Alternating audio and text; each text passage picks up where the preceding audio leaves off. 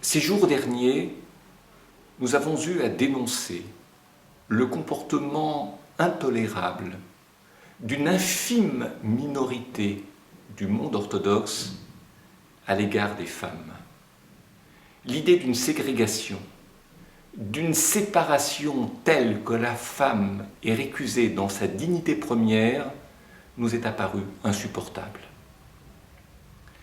Il faut rappeler que cette infime minorité du monde orthodoxe, très souvent antisioniste, méconnaît les droits et les devoirs des citoyens et des citoyennes d'Israël.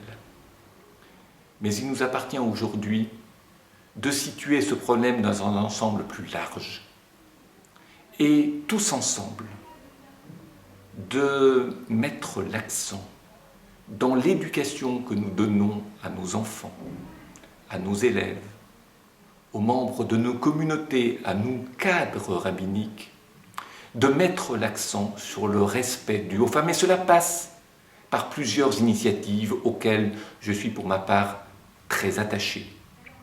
D'abord, nous savons que la femme est majeure dans sa culture générale, dans sa place de femme ayant un métier dans la société civile, et qu'elle ne peut être mineure dans sa connaissance du judaïsme. D'où une transmission du savoir juif à haut niveau pour les femmes comme pour les hommes, et particulièrement pour les femmes. Et puis j'ajouterais que l'éducation, le respect de la dignité de la femme passe par toutes sortes d'attitudes, ne serait-ce que dans les synagogues où les femmes ne peuvent pas être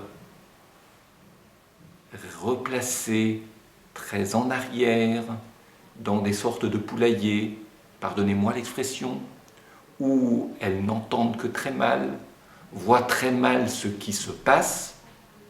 Cela, il est important de le rappeler, non pas pour faire de la femme quelqu'un qui serait l'égal de l'homme dans tous ses droits, mais une femme qui serait reconnue pour ses droits, ses devoirs et sa dignité.